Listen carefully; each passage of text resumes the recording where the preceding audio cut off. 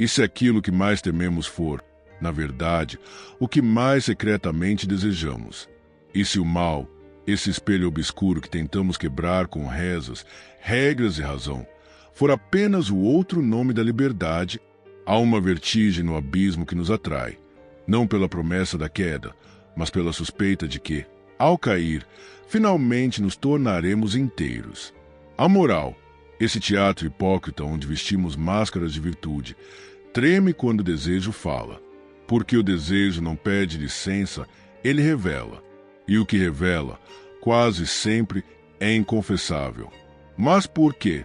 Por que diabos somos tão magnetizados pela escuridão? Talvez porque nela, ao contrário da luz, não precisamos fingir. Desde sempre, o bem foi coroado como rei, mas é o mal quem governa em silêncio. Ele habita os corredores da mente onde ninguém ousa entrar. Ele sussurra nos sonhos, dança nas entrelinhas da culpa e se esconde atrás do que chamamos de civilização. Quem nunca fantasiou com a transgressão que atire a primeira sombra? O mal não é um invasor externo, é o filho ilegítimo da nossa própria alma. Um filho renegado, mas ainda assim, nosso. E é justamente por isso que ele nos seduz, não por ser estranho, mas por ser familiar demais. Você sente isso também, não sente? Uma parte de você quer continuar ouvindo. Afinal, será mesmo que o mal existe? Ou será que ele foi inventado para nos manter dóceis? Para nos fazer acreditar que tudo o que arde é errado, que tudo que clama é pecado, que tudo que pulsa fora da linha é perigoso. Talvez o mal seja apenas o nome que damos ao que não compreendemos, ou pior, ao que compreendemos bem demais. Nietzsche nos sussurra do além. Aquele que combate monstros deve cuidar para que não se torne um. Mas e se o monstro não for o outro, e sim aquilo que negamos em nós mesmos? O que você vem evitando olhar de frente desde sempre? Você já reparou que os vilões nos filmes são mais fascinantes do que os heróis? Que as histórias mais memoráveis são as que mergulham na ambiguidade, na dor, na crueldade humana. Talvez seja porque lá, na lama da existência, há mais verdade do que nos tempos da pureza. A alma humana não é uma flor, é um campo de batalha. E o mal, com todas as suas garras, é o que nos lembra que estamos vivos, que ainda sentimos, que ainda resistimos à anestesia moral do cotidiano. Talvez, só talvez, o mal seja o último refúgio da autenticidade. Então, cuidado, não com o vídeo, mas com o que ele pode despertar, porque ao seguir esse caminho, você não encontrará respostas prontas, nem redenção embalada em frases bonitas. O que você encontrará é um espelho trincado, onde cada rachadura reflete aquilo que você passou a vida inteira tentando esconder.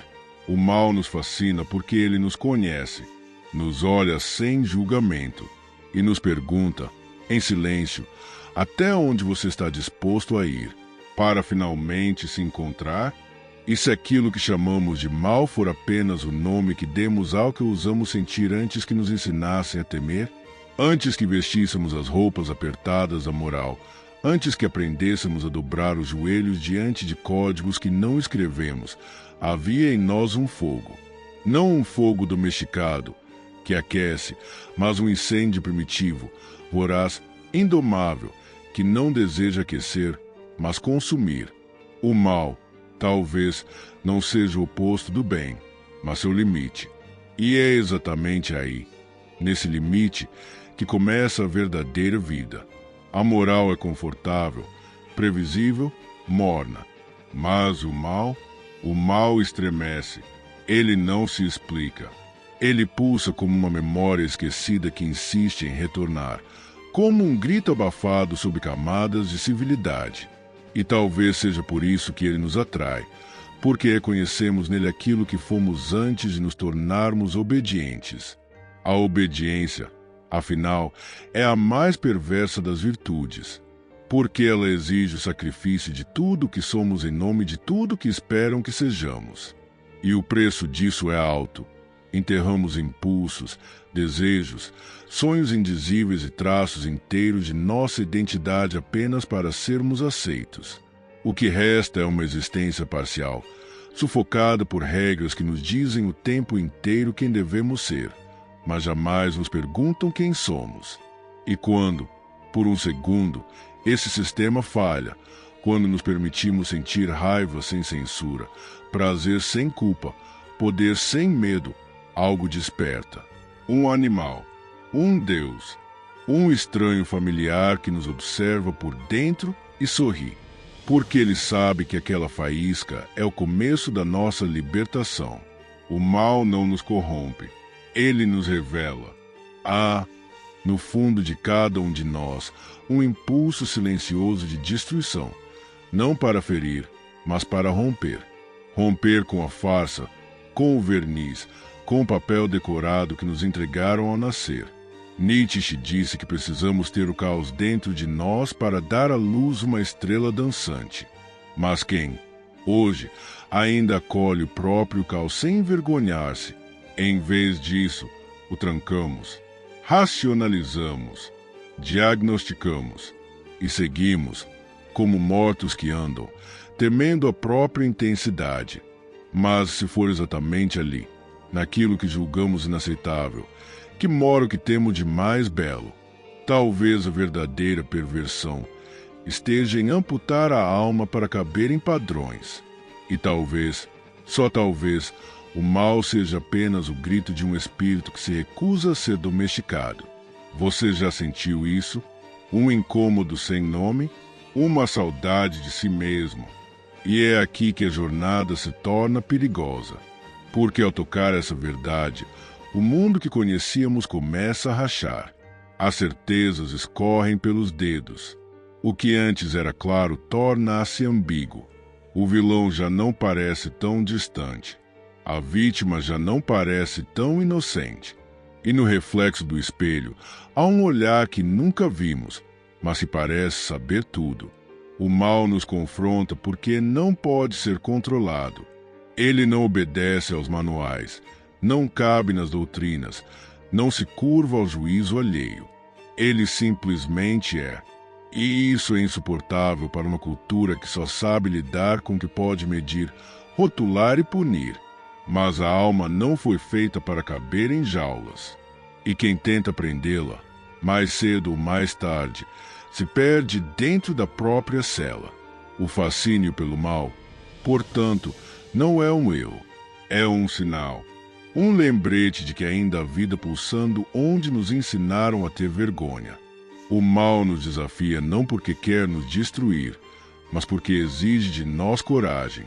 Coragem para olhar de frente para os próprios abismos, para os desejos malditos, para os pensamentos que jamais ousamos confessar nem a nós mesmos. E quando temos essa coragem, mesmo que por um segundo, algo muda. Não nos tornamos maus, nos tornamos inteiros, porque finalmente aceitamos aquilo que fomos ensinados a rejeitar. E nesse momento, já não somos vítimas nem algozes. Somos, enfim, seres humanos, dançando entre luz e sombra, sem medo de existir por completo. Então me diga, o que ainda te impede de atravessar? O que chamamos de mal talvez nunca tenha sido o inimigo, apenas a face oculta da liberdade que nos ensinaram a temer. Agora que você atravessou esta jornada, algo em você já não é o mesmo, como uma cicatriz que não se vê, mas arde, como uma chama que queima em silêncio. Talvez tenha sentido uma presença antiga, não lá fora, mas dentro. Uma força que sussurra que há mais em você do que o que lhe foi permitido ser. E essa suspeita é o começo. Você não precisa aceitar tudo o que ouviu, mas também não pode mais fingir que não ouviu. As perguntas ainda ecoam, como vozes num templo esquecido dentro da alma. E, de alguma forma estranha, é reconfortante saber que até as partes mais sombrias de si querem apenas ser vistas. Porque talvez, no fim das contas, o mal nunca quis dominar. Só queria ser reconhecido. O abismo, quando olhado com honestidade, devolve o olhar com ternura. E nesse espelho trincado, você pode começar a se ver inteiro. Não é sobre escolher entre luz e trevas. É sobre deixar de se dividir, sobre caminhar com todas as partes de si, mesmo as que assustam. Sob o verniz da civilização, todos carregamos uma floresta, densa, selvagem, indomável. E é lá, longe da luz artificial das certezas, que a verdadeira alma começa a dançar. Aceitar isso não é cair, é despertar. É entender que aquilo que lhe causa medo talvez seja, também, o que pode lhe devolver a potência esquecida. Então leve consigo esta imagem, um altar no centro do seu peito, onde convivem anjos e monstros, feridas e desejos, culpa e verdade. Não há nada a corrigir, apenas a integrar. Porque só quem tem coragem de abraçar a própria escuridão pode finalmente conhecer a luz que não se apaga. E no silêncio que vem agora, talvez você sinta aquele segundo, aquele ponto de ruptura onde tudo começa a fazer sentido. Se essa centelha tocou algo profundo em você, compartilhe. Deixe nos comentários o que ainda arde, o que ainda pulsa.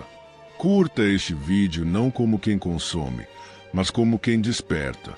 E inscreva-se, não por hábito, mas porque intui que há uma jornada aqui que também é sua. Atravessar a sombra é um ato de coragem, e você acaba de dar o primeiro passo.